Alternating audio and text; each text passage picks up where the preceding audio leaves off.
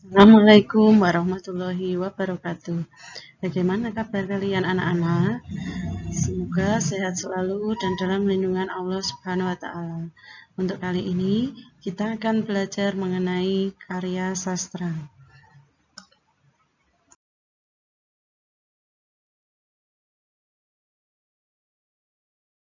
Karya sastra dibagi menjadi 3, yaitu yang pertama prosa, yang kedua drama, dan yang ketiga puisi.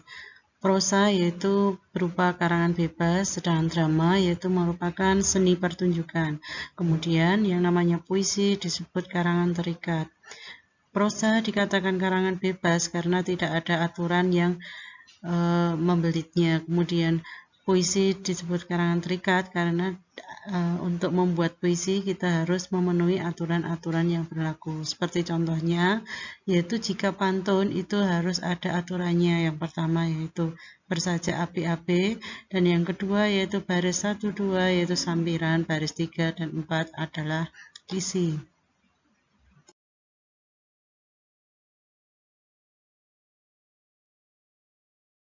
Unsur intrinsik prosa fiksi yaitu ada 7. Yang pertama yaitu tema, yang kedua amanat, dan yang ketiga gaya bahasa, dan yang keempat latar.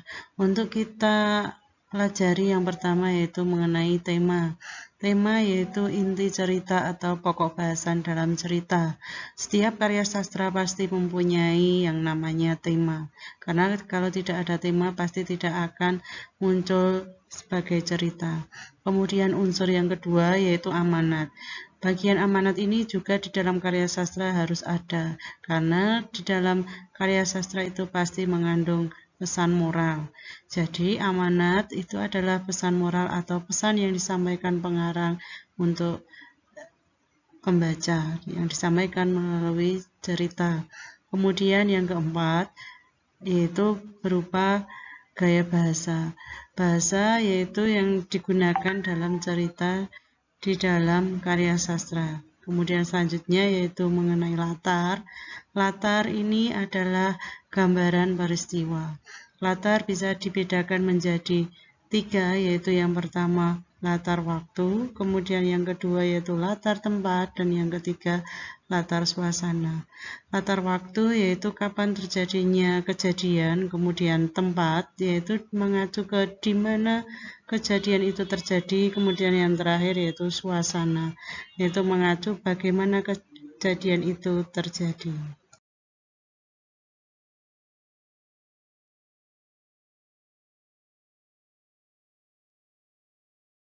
Unsur intrinsik yang kelima yaitu merupakan sudut pandang. Sudut pandang di sini yaitu posisi pengarang pada cerita.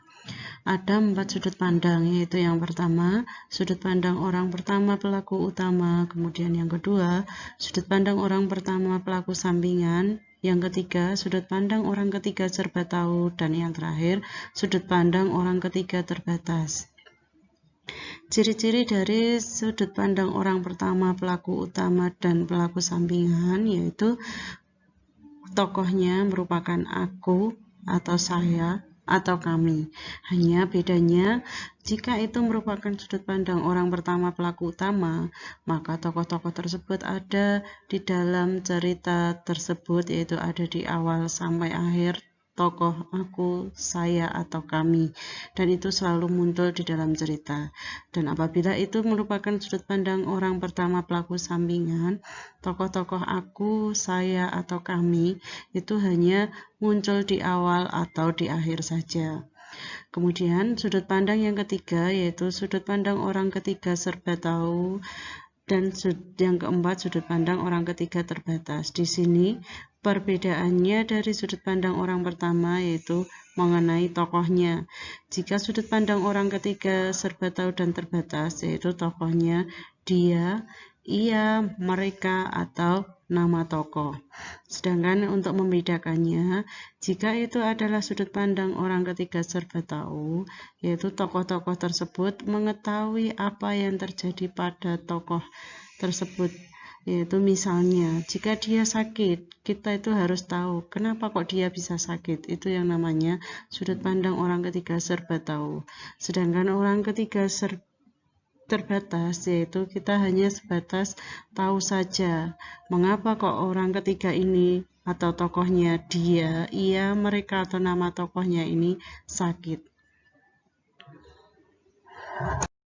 Unsur intrinsik selanjutnya yaitu mengenai alur cerita. Alur cerita sering disebut plot atau jalannya cerita. Jalannya cerita bisa dibedakan menjadi 3 macam, yaitu maju, mundur, atau campuran. Dikatakan alur maju jika ceritanya itu menceritakan masa depan. Contohnya yaitu menceritakan pengalaman ketika SD sampai SMK. Kemudian dikatakan alur mundur jika itu menceritakan pertama kali yaitu dari SMK, kemudian dia menceritakan SMP sampai SD. Kemudian kalau itu campuran yaitu alurnya maju mundur. Dikatakan maju mundur jika menceritakan dari SD sampai SMP, kemudian mengulang lagi pada waktu SD, kemudian lanjut lagi sampai dia SMK. Tahapan alurnya dibedakan menjadi 5 macam. Yang pertama yaitu pengenalan situasi. Di dalam pengenalan situasi ini yaitu tokoh cerita belum muncul. Pengarang baru menceritakan latarnya.